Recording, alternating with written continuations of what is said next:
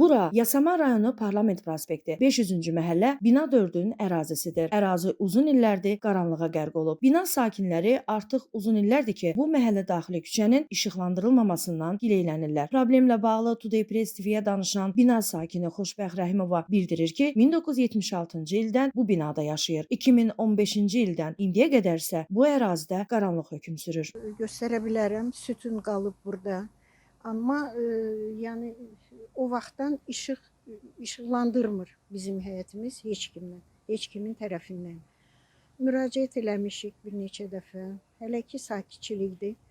Yəni heç kim bizə yəni kömək eləmir, problemimizi həll eləmir. Axşam saat 8-ə işləmiş burada məktəbdir. Uşaqlarımız qaranlıqda qayıdır evə. Yəni biz çox çalışırdıq, amma ki hələ ki bir nəticə görmədik bu problemdən. Xahiş eləyirik, bizim problemimizi həll eləsinlər. İndi bilmirəm kimə müraciət eləyirəm, amma Neçə ildir bu qaranlıqda qalırsınız? Qaranlıqda yaşamağa neçə ildir? 10 ildən çox. 10 ildən çox, bəlkə də 20 il. Əvvəl var idi işıqlandırırdılar. Axşam saat 7-də yanırdı. Bu stol sütun yanırdı. Bir də o tərəfdə bir var idi, o da yanırdı. Amma ki bilmirəm nə problem oldu ki birdən-birə. O birisi həyətlərdə var. Arxada var, bu binanın arxasında var. Yəni o binanın arxası həyət ümumiyyətlə bir nömrədir, orada hər şey var. O tərəfdə keçən il bilmirəm sakinlər özü, onlar yəqin ki müraciət elədilər, ona görə də gəlib biz onlardan tez müraciət eləmişdik. Mən yadımdadır, biz onlardan tez, çünki onlarda da yox idi. İşıq var. Keçə bilərsiniz, baxa bilərsiniz, işıqlandırırlar həyəti. Amma bizə neçə dəfə müraciət eləmişik, hələ ki nəticə yoxdur. Ona görə çox xahiş eləyirəm bu problemlə,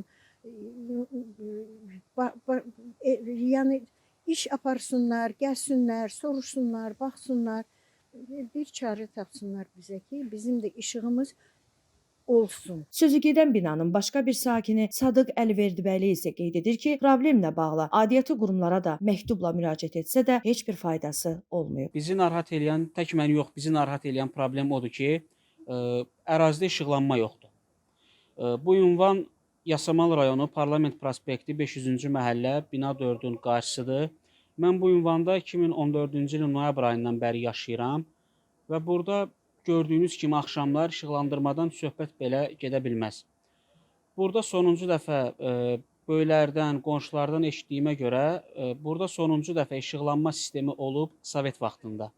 Həyətdə işıqlandırma dirəyi var, sadəcə artıq işlək vəziyyətdə deyil, özü də betondandır. Axşam düşən kimi bu binanın sakinləri işıqlanmadan əməlli başlı əziyyət çəkir. Həyət ancaq, o da ki blokların qarşısı ancaq blokların qarşısında olan lampalar hesabına işıqlanır. O da ancaq pilləkənlər və podyezin qarşısı. Yəni ümumi həyətdə işıqlandırma yoxdur. Bununla bağlı biz dəfələrlə aidiyyatı qurumlara müraciət eləmişik, məktublar göndərmişik. Yasamal rayon icra hakimiyyətinə, Bakı şəhər icra hakimiyyətinə bizim müraciətimiz olub. Bakı şəhər icra hakimiyyətindən də, Yasamal rayon icra hakimiyyətindən də bizim müraciətimiz yönləndirilib Bakı şəhər işığı elektrik şəbəkə müəssisəsinə.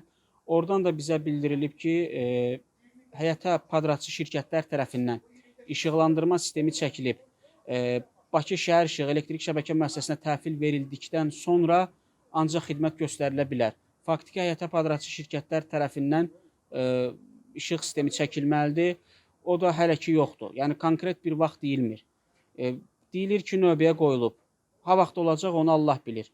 3 ilə, 5 ilə, 10 ilə, 15 ilə dəqiq vaxt deyilmir bizə. Bildiyimiz kimi, məhəllə daxili küçələrin işıqlandırılması işinə Bakı şəhər icra hakimiyyətinin tabeliyində olan Bakı şəhər işığı elektrik şəbəkələr müəssisəsi baxır. Biz də problemlə əlaqədar olaraq Bakı şəhər işığı elektrik şəbəkələr müəssisəsi Yasamal Texniki İstismar rayonunun əməkdaşı Yaşar Əsədovla əlaqə saxladıq. Qurumun əməkdaşı məsələ ilə bağlı bildirdi ki, Yasamal rayonu üzrə 40-a yaxın küçənin işıqlandırılması yanvar ayından həyata keçiriləcək. Yaşar Əsədov məhəllə daxili daxili küçələrin işıqlandırılması prosesini həyata keçirən qurumun Bakı şəhər icra hakimiyyətinin tabeliyində olan Bakı Abadlıq Xidmətinin olduğunu qeyd edərək vurğuladı ki, problem yaxın günlərdə həllini tapacaq. Problemi diqqətdə saxlayacağıq. Vüsalə Nəciyeva, Today Press TV.